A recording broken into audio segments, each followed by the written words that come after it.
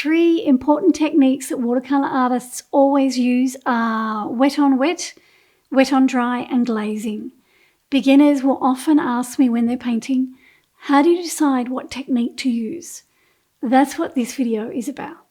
I'm going to walk you through a fairly simple goldfish watercolour painting I did using those three techniques.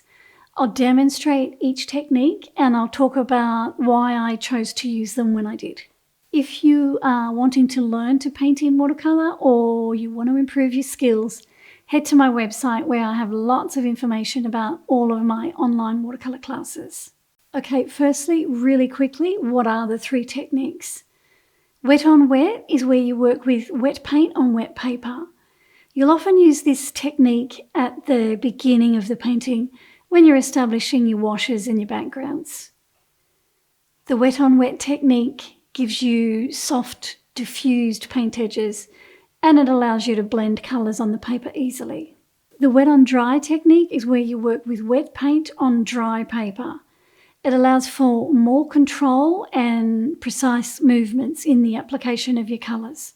The brush strokes remain distinct and there is less colour mixing on the paper. Wet on dry is suitable for creating fine details, sharp lines and defined shapes.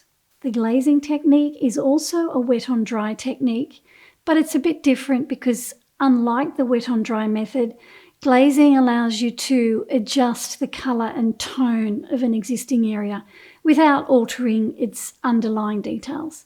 It's a technique used to build up depth, adjust hues and create a luminous quality by layering multiple transparent washes. Sounds confusing? Well, keep watching because I'm going to show you how and why I use these three techniques in this painting. Before I do that, I need to thank Skillshare for sponsoring this video.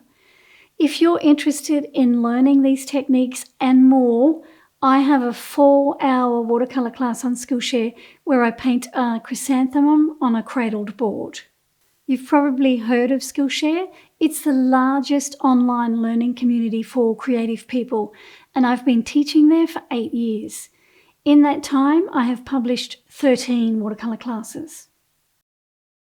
Skillshare has a wide range of topics from illustration, graphic design and photography to music, marketing and productivity. You'll find art-related classes such as drawing, using Adobe Illustrator and finding your style. It also has lots of creative career-focused classes. So if you're looking for ways to level up in your career or start a new part-time business, Skillshare has classes in freelancing, marketing, social media, user design, productivity, and many more. It uses a learn-by-doing approach where each member can create and share a project after completing a class. Try one of my classes. I have lots of subjects demonstrating different painting techniques, and you can also find classes from other artists. All classes and lessons are on demand, so you can learn at your own pace, no matter your skill level. Whether you want to learn the basics of watercolour painting or learn how to start your own creative business, Skillshare has classes to take you from beginner to pro. The first 500 people to use my link will get access to one of Skillshare's best offers, 30 days free and 40% off your first year of Skillshare membership. And the best part is that you can access all my classes and many more completely free during your 1-month free trial when you use the link in the description below. So thanks again to Skillshare for sponsoring this video. Now let's have a look at the fish painting. I worked wet on wet when I painted in the background because I wanted a loose, washy, water-like appearance. I used my large mop brush and I wet most of the paper. And then with my board on a slight angle, I painted on some diluted phthalo blue. Phthalo blue is a staining colour and it's quite vivid, so I find it's best to dilute it so that it won't overpower the other colours that I'll be using. I held my brush loosely away from the ferrule and I splashed on some of that phthalo blue straight onto the wet paper. I wanted to leave some of the white of the paper showing, so I didn't put the blue paint everywhere, and I tried to keep it off the fish as much as I could. I left a dry patch on the fish's head, and I think I should have wet the entire fish because you can see that the paint is starting to form a hard edge where the water stops there. So then I ended up cleaning my brush out and then wetting the fish all over. Now some of that blue paint, as you can see, is drifting onto the fish, but I'm not too concerned about it. Watercolour always dries lighter, so I got a bit more pigment and I placed it around the outside edge of the fish. I flicked my brush in a few places to create some splashy marks as well. And then when it was starting to dry, I used my spray bottle to splash on a few water droplets, which will create some blooms, add a bit of interest to the background. And then I left it to dry. The paper is dry now and it's time to paint the main body of the fish. I have a choice to make. I can paint it on dry paper if I want, or I can paint it on wet paper. I chose to paint it on wet paper. I want to work wet on wet because the wet paper will give me some more time to apply the paint before it starts to dry. If it dries before I finish painting in the body, hard edges will form where I don't want them. So if I want to carefully form the edge of the fish, I can take my time when I paint it on the wet paper. When I wet the paper, I have to think about how much of it I'm going to wet. I ask myself, where do I want the paint to stop? Or where will I allow hard edges to form? When I looked at my reference photo, I decided that it would be best to paint the water straight over the eye to prevent a hard edge from forming around the outside of the eye.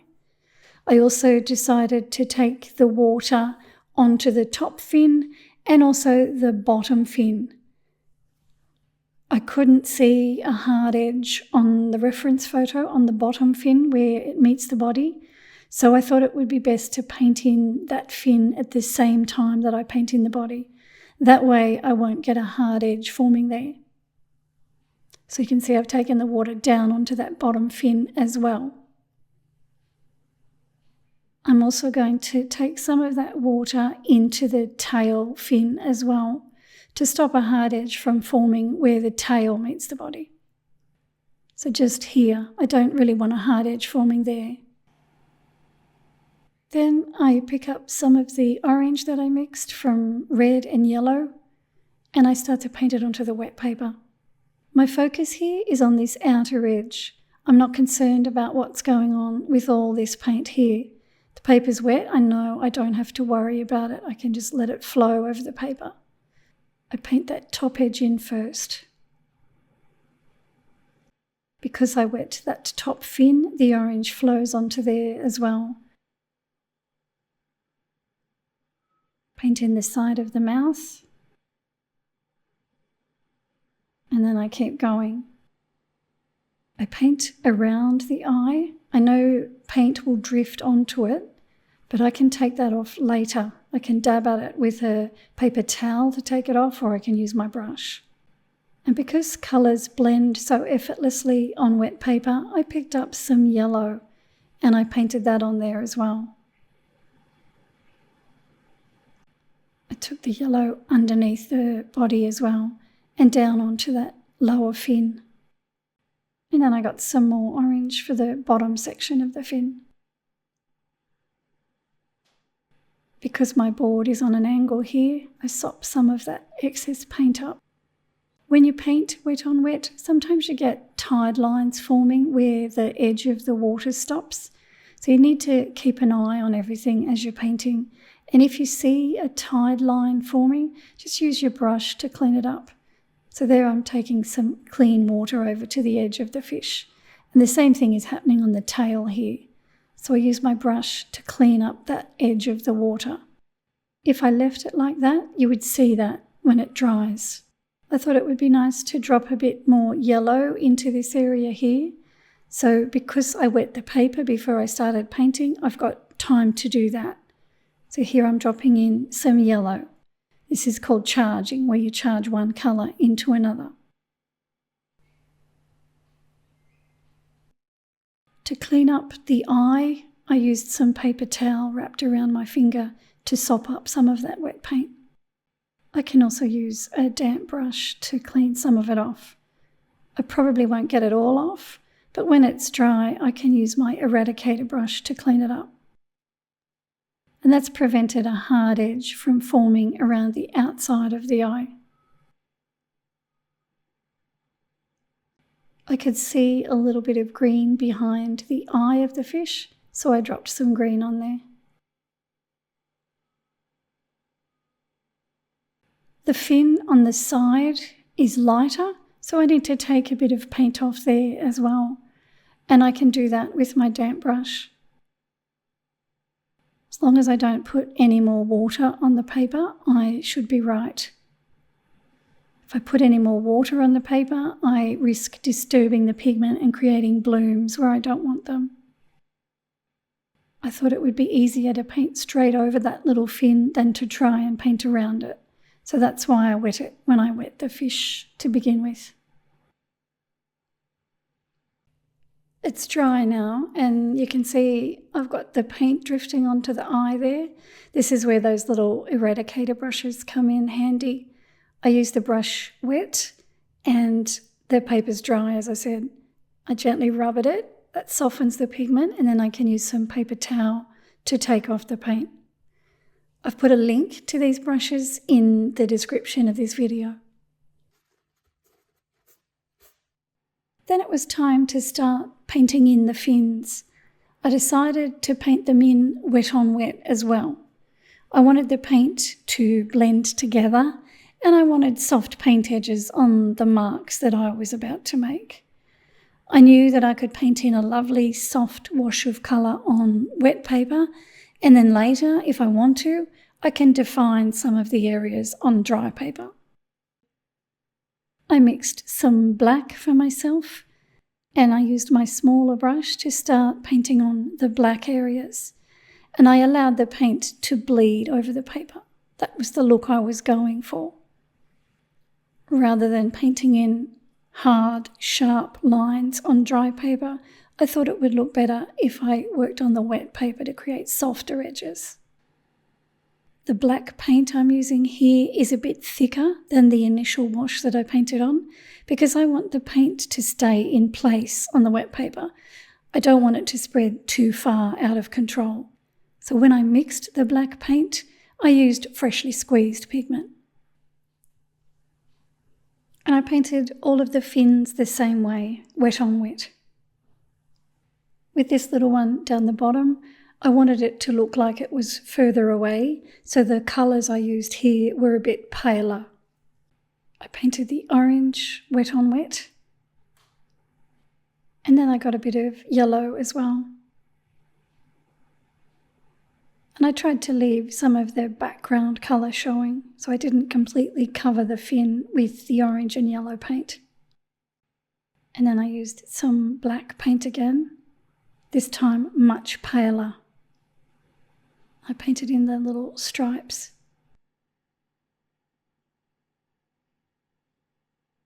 I painted in the tail the same way. Then I used my eradicator brush to take a bit of paint off the mouth area. So again, I used the brush wet while the paper's dry. Just here on this left eye, you can see through the eye. On the reference photo, the shape there is black because the background is black, but I'm going to paint wet on dry here with my background colour. The background colour I used was phthalo blue, so I paint some phthalo blue in that section there on dry paper.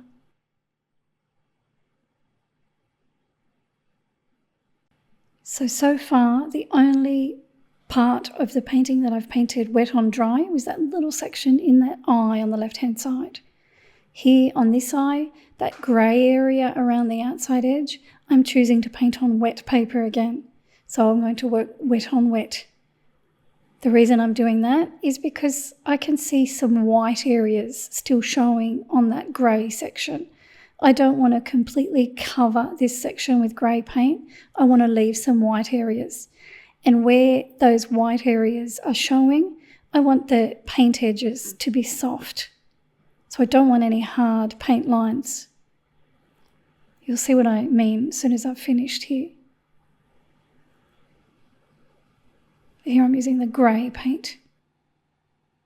On the front section here, I thought I'd put a bit of the background colour, which was phthalo blue. You can see I've left the white of the paper showing in two areas.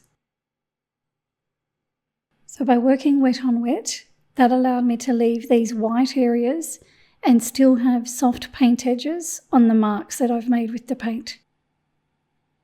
When I painted the orange section around this eye, I painted wet on dry. So here I'm using the orange on dry paper. I didn't need to leave any white areas showing. I was going to fill in the entire area, so I didn't need to paint it on the wet paper. Before this orange dries though, I'm going to get a bit of yellow. I want the two colours to blend together. So if I do it before the orange dries, they blend together by themselves. The yellow bleeds into the orange. And I'll put a bit of yellow down the bottom here. Just makes it look a bit more interesting than if I had painted the entire shape in orange.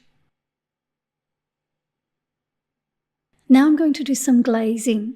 Glazing, as I mentioned earlier, is used when you want to adjust the colour or tone of an area without altering its underlying details. When I looked at the photo, I could see a little shadow area at the back of the fish that I wanted to include. So I mixed some green from the blue that I used on the background and the yellow that I've been using on the fish, and I glazed it over that area. These are Schminker colours, so I've used phthalo blue and pure yellow. And I've thinned the paint with water so that when I paint this colour on, I'll still see the underlying layer underneath. So I'm glazing over the top on dry paper. I have to work fairly quickly because I don't want a hard edge forming along the top of the shape that I'm painting, just here. So I use my damp brush to take that hard edge away. Down the bottom here, I use a bit of the orange that I mixed and I paint over the tail on the dry paper. Because the green area is still wet, where the orange and the green meet, I get a soft edge. Coming back to the eyes, I painted in both pupils, wet on dry. Use my black mixture. I don't need soft edges around the perimeter of the pupil. I'm quite happy with hard edges there, so that's why I paint on the dry paper. The paint needs to be wet enough so that it flows off the brush easily. I don't want to have to fight with it over the texture of the paper.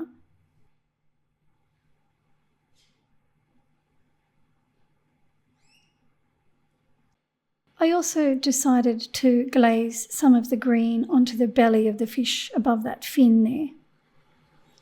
That created a little shadow there as well and helped to create some form on the fish.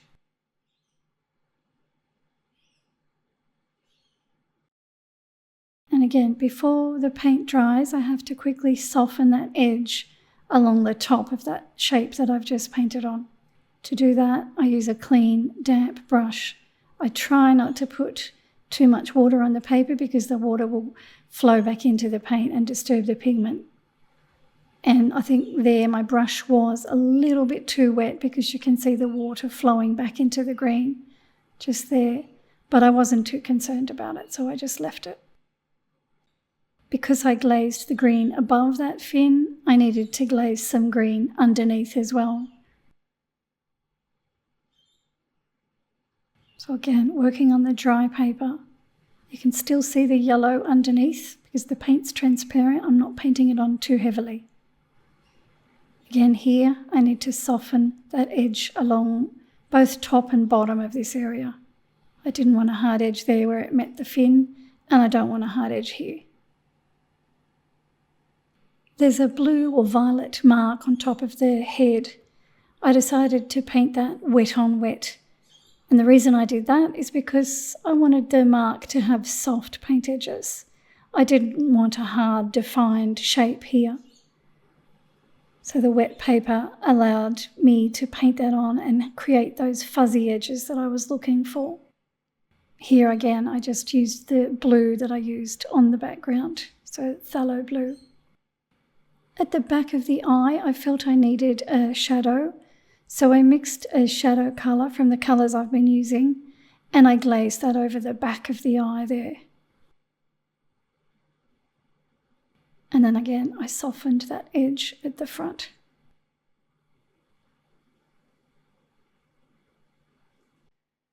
Then to add a little bit more detail to the tail and the top fin, I used some of the black paint on dry paper. So I worked wet on dry here.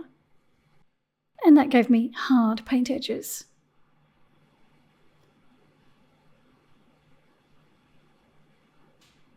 I also used my larger brush to soften some of those edges.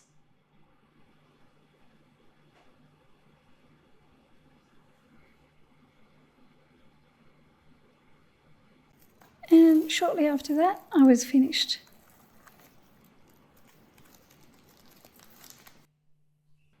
And there's my little fish painting cut off the board. As you can see, when I paint, I use the wet on wet technique a lot because it brings me a lot of pleasure. To me, that's what painting in watercolour is all about. There's always an element of surprise when you work wet on wet. You're never really sure how it's going to look, and more often than not, the paint and water will do things that surprise and excite me. So deciding when to use each technique depends on the effect you want for your painting, the level of control that you require, and the stage of your painting process. I usually begin with wet on wet work, and I work towards wet on dry and glazing as I start to define things and add detail.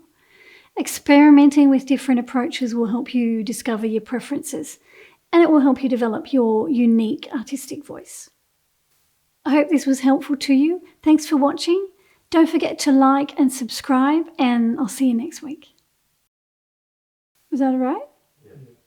Why is it doing that? It's jerky. It's going jerk. And precision. Precision in the application of your colours. Why can't I say that word?